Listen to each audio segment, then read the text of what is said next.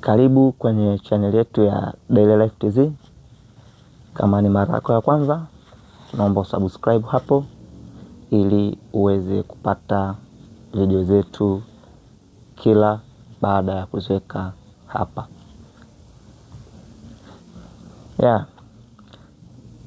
Umewahi kushangaa kwamba kwa nini bili yako ya umeme imeongezeka wakati matumizi yako yanaonekana ni yale yale ya kila siku?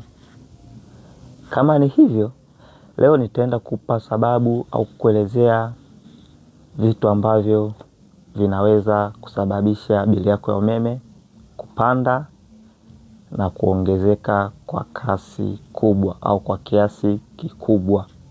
Kwa hiyo uwe nasi mwanzo mpaka mwisho wa video hii, nadhani unaweza ukajifunza kitu. Tukianza na sababu ya kwanza kabisa, kwa nini matumizi ya umeme yameongezeka nyumbani kwako? Inaweza kuwa ni ghafla. Tutaenda kuangalia sababu ya kwanza ambayo ni wiring kuwa na changamoto. Hasa tunapozungumzia wiring, tunazungumzia leakage. Yaani inawezekana umeme unavuja au unapotea pasipo wewe kujua. Na hii inaweza kawa na shida upande wa earthing system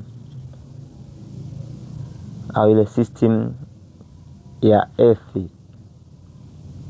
Kama kuna shida kwenye system ya earth, basi ndiyo sababu inaweza ikapelekea umeme kutumika mwingi kupita kawaida.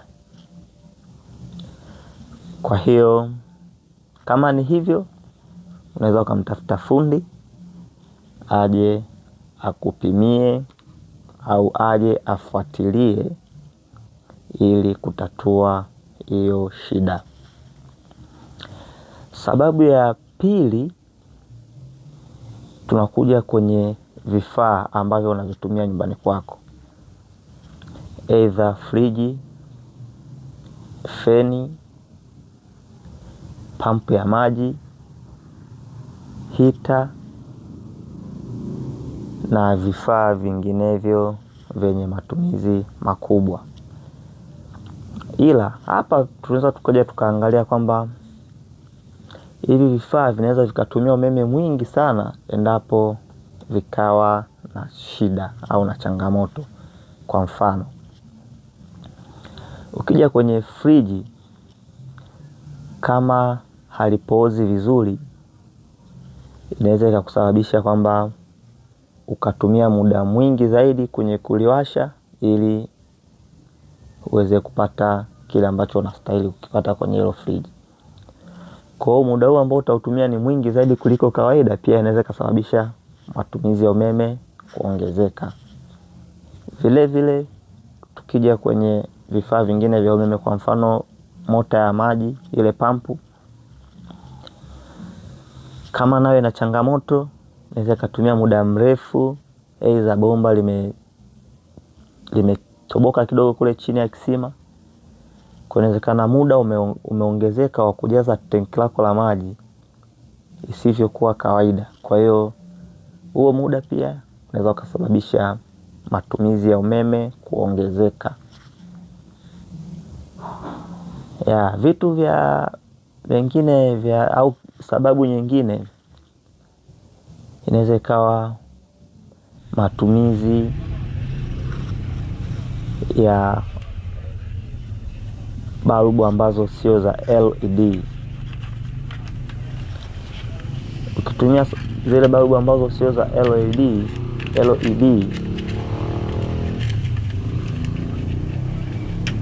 pia zinaweza zikakusababishia matumizi ya umeme kuwa makubwa, kwa sababu zile balbu sio za energy save. Kwa kama sio balbu za energy saver, maana zina matumizi makubwa ya umeme. Na kitu kingine pengine kinaweza kuwa kinatuchanganya, kiongeza vitu ambavyo au vifaa ambavyo huvijui ukubwa wake au huvijui matumizi sahihi ya umeme ya hivyo vifaa. Kwa mfano, unaweza ukawa umenunua hita ambayo pengine unaweza wamekuandikia ni wati 2000. Sasa basi, kifaa chenye wati 2000 kikiwashwa ndani ya masaa 5, matumizi yatakuwa makubwa kuliko TV ya wati 100 ikiwaka siku nzima. Nadhani hapo tumeelewana. Hiyo hita kwa mfano ina wati 2000 ikawaka ndani ya masaa 5. Haiwezi kulingana na TV yenye wati 100 ikawaka masaa 24. Bado inakuwa haijafikia hiyo matumizi ya hita. Hivyo basi, kama bili yako imeongezeka ghafla, angalia kwanza hivyo vitu ambavyo nimekuelezea hapo juu, ikiwemo wiring ya nyumba, muda wa matumizi ya hivyo vitu vyako, alafu then umuite mtaalamu aje akuangalizie. Kama umejifunza, basi tunaomba utuandikie hapo sehemu ya comment, au kitu gani unahisi kinakumalizia umeme nyumbani kwako. Tuandikie hapo sehemu ya comment ili wengi waweze kujifunza na waweze kupata elimu kuhusu matumizi sahihi ya umeme majumbani. Asanteni sana na tunawatakia muwe na wakati nzuri. Tukutane katika video inayofuata. Asanteni sana na tunawapenda sana.